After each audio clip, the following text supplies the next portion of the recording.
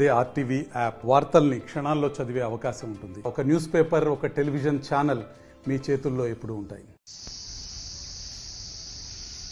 నా పేరు Kombu Veeraswamy, tribal museum incharge IT Bhadrachalam. ఇప్పుడు మా ఆదివాసీలలో ఉన్నటువంటి ఆచారాలలో భూమి పండుగ అనేది ఒకటి మొట్టమొదటి ఏంటంటే భూమి పండుగ. జూన్ నెలలో మే ఎండింగ్ జూన్ నెలలో మేము పండుగ అనేది స్టార్ట్ చేస్తాం. విద్య పండుగ ఉంటాం, దాన్ని విద్య పండుగ, భాషలో విద్య పండుగ ఉంటాం, తెలుగులో వచ్చేసరికి భూమి పండుగ అంటారు.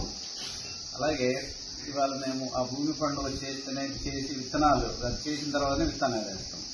దానికి తతంగం ఏంటంటే మేము రాత్రి పూట ఒకసారి కుక్కల పెద్దలందరూ కలిసి కూర్చుంటాము. కూర్చున్న తర్వాత వ్యాపారి, పూజారి, పటేరి కూర్చున్న తర్వాత మాట్లాడుకుంటారు పండుగ ఎలా చేద్దాం అనేది. మాట్లాడిన తర్వాత ఉదయం చేసిన తర్వాత గద్దెల కడిగి పూజలు చేసి ఈ బాణాలు ఉంటాయి, వేటకెళ్ళడానికి వేటకు బాణాలు ఉంటాయి, బుర్రలు నీళ్ళు ఉంటాయి, బాణాలతోటి అన్ని ఆయుధ పూజ చేస్తారు. అక్కడ ఆయుధ పూజ చేసిన తర్వాత ఊళ్ళో పూజారి ఆయుధ పూజ చేస్తారు. దాని తర్వాత ఏం చేస్తామంటే ఒక కోడిగుడ్డుని ఒక గురి చూసి కొడతారు. అందరు కలిసి కోడిగుడ్డుని కొట్టిన తర్వాత వెంటనే అడవులకు వెళ్ళిపోతారు అన్నమాట, వేటకెళ్తారు. అప్పుడు ఈ సందర్భంలో వెళ్ళేసిన మీద ఆడవాళ్ళు అనేవాళ్ళు కొద్దిగా నీళ్ళేనో లేకపోతే బురద నీళ్ళేనో వీళ్ళ మొగాళ్ళ మీద చల్లుతారు అన్నమాట. చల్లినప్పుడు అది వెంటనే అడవులకు వెళ్ళిపోతారు.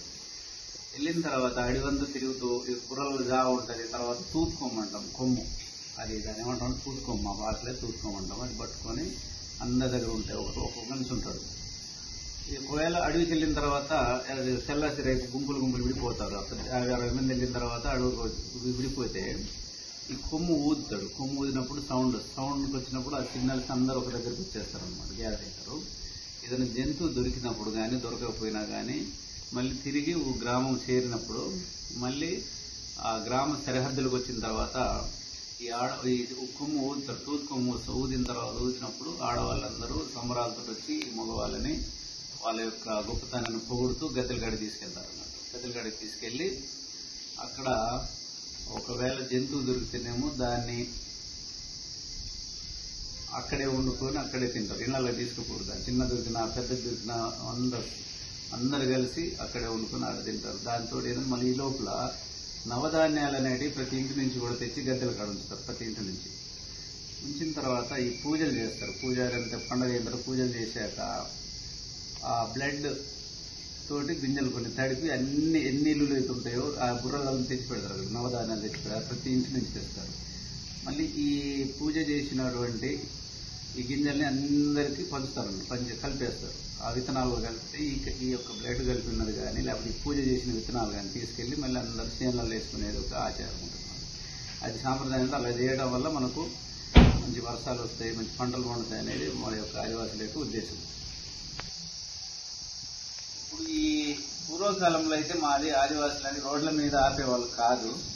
ఈ 10 సంవత్సరాల యువతల నుంచి కొంచెం ఏంటంటే వేరే వాళ్ళని చూసి వీళ్ళు దాని ప్రకారం ఊళ్ళలోకి వెళ్ళి ఆ రోడ్ల మీద డబ్బులు అడుగుకోవడం అనేది అడుగుతారనమాట. అంటే అది ఒక ఆచారం ఏంటంటే ఇదేదో వాళ్ళు వీళ్ళకి ఇస్తారని కాదు, అది ఆచారంలో అది ఒక భాగం. మేము భూమి పండుగ చేసుకున్నాము, మాకు మరి 5 చేసినా 10 చేసినా అది ఒక అందరికి తెలియడం కోసం మాకు ఈ పండుగ ఉంటుంది, భూమి పండుగ ఉంటుంది. వాడు 5 ఇచ్చినా 2 రూపాయలు ఇచ్చినా 10 రూపాయలు ఇచ్చినా తీసుకుని డిమాండ్ చేయరు. అది ఆచారంలో ఒక భాగం ఏంటంటే అందరికి తెలియడం కోసం, బయట వాళ్ళకు కూడా జనరల్ పీపుల్ కూడా తెలియడం కోసం చేస్తారు. ఏ కాలంలో ఎక్కువ జరుగుతుంది? ఎక్కువ జూన్ నెలలో చేస్తారు. అంటే మే ఎండింగ్ నుంచి, మే చివరి నుంచి స్టార్ట్ చేస్తారండి. అందరూ ఒకే రోజు చేయరు.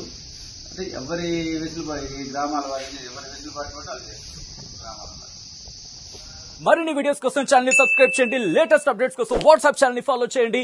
అండ్ లింక్ డిస్క్రిప్షన్ లో ఉంది.